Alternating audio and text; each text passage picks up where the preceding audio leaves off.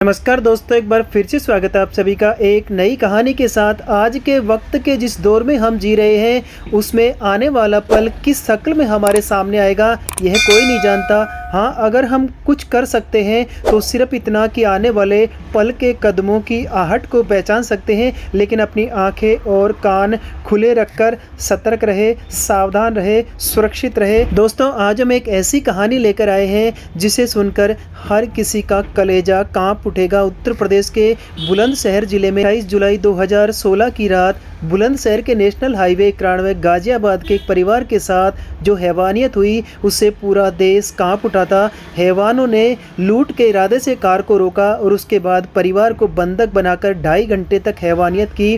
पहले 14 साल की बेटी के साथ परिवार के सामने ही गैंगरेप किया। चिल्लाने पर पिता को बेरहमी से पीटा। इसके बाद किशोरी की मां के साथ भी दरिंदगी की गई। इस दौरान सैकड़ों बार डायल 100 पर कॉल किया गया पर कोई भी मदद नहीं पहुंची। मां बेटी के साथ गैंगरेप के बाद आरोपी लूटपाट कर फरार हो गए। वारदात के 9 साल बाद इस मामले में कोर्ट ने 5 आरोपियों को दोषी करार दिया है। इन सभी को उम्र कैद की सजा सुनाई गई है। बता दें कि इस जघन्य वारदात में सीबीआई की तरफ से 6 आरोपियों के खिलाफ चार्जशीट कोर्ट में दाखिल की गई थी। सुनवाई के दौरान एक आरोपी की बीमारी से जेल में मौत हो गई थी, जबकि 2 आरोपियों को नोएडा और हरियाणा पुलिस ने अलग अलग एनकाउंटर में ढेर कर दिया था। इस मामले में सीबीआई की तरफ से कुल 6 आरोपियों जुबेर, सलीम, साजिद, धर्मवीर, नरेश और सुनील के खिलाफ चार्जशीट दाखिल की गई थी। करीब 4 साल पहले सलीम की जेल में ही मौत हो गई थी। अब कोर्ट ने 5 आरोपियों को दोषी करार दिया है। सीबीआई के अधिवक्ता अमित चौधरी ने बताया कि 28 जुलाई की रात गाजियाबाद निवासी एक परिवार के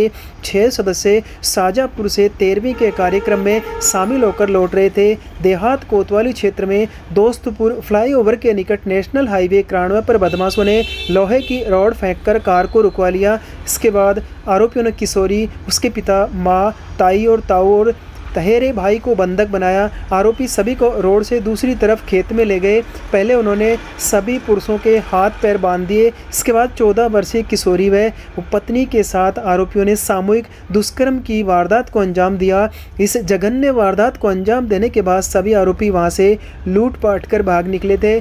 पीड़ित पिता का आरोप है कि वारदात के बाद कई बार 100 नंबर पर फ़ोन किया, मदद मांगी, लेकिन कोई भी मदद के लिए नहीं पहुंचा। वारदात के बाद स्थानीय पुलिस की घोर लापरवाही सामने आई, जिसके बाद एसएसपी समेत 17 पुलिसकर्मियों पर कार्रवाई भी की गई। इस मामले में बुलंदशहर पुलिस ने आनन फानन में 3 आरोपियों को गिरफ्तार किया जो बाद में निर्दोष पाए गए। इसके बाद हाईकोर्ट ने पूरे मामले की जाँच सीबीआई को सौंप दी। सीबीआई जाँच में ये बात निकलकर सामने आई कि पूरी वारदात को बाबरिया गिरोह के सदस्यों ने अंजाम दिया था। इसके बाद सीबीआई की तरफ से जुबेर, सलीम और साजिद के खिलाफ चार्जशीट दाखिल की गई। इस घटना के कुछ महीनों बाद हरियाणा पुलिस ने एक गिरोह को पकड़ा। जांच में पता चला कि इस गिरोह के सदस्य धर्मवीर, नरेश और सुनील बुलंदशहर गैंगरेप कांड में शामिल थे। इसके बाद आरोपियों की परेड पीड़िता से कराई गई, जिसमें उसने तीनों को पहचान लिया। इसके बाद सीबीआई ने इन तीनों के खिलाफ भी चार्जशीट तैयार कर कोर्ट में दाखिल कर दिया।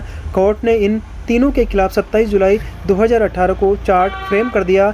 सभी आरोपियों को कोर्ट ने आईपीसी की धारा 394, 395, 397, 376 डी, 120 बी तथा पॉक्सो एक्ट की संबंधित धाराओं में दोषी ठहराया है। सोमवार को कोर्ट ने सजा का ऐलान भी कर दिया। इन सभी को उम्र कैद की सजा सुनाई गई है। दोषी करार होने के बाद जब पुलिस कस्टडी में आरोपियों को कोर्ट से बाहर ले जाया जा रहा था तो एक आरोपी जुबेर ने मुस्कुराते हुए मीडिया कर्मियों से कहा कि ठीक से वीडियो बनाना और फेमस कर दो। उनकी ये बेशर्मी कैमरे में कैद हो गई, जिसे कोई पछतावा न दिखने की बात सामने आई। अन्य दोषी भी बिना किसी अफसोस के नजर आए।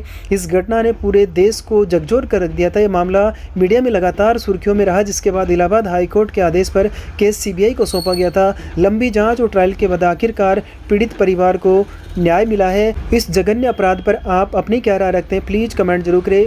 इसी तरह की खबर के लिए हमारे चैनल को सब्सक्राइब जरूर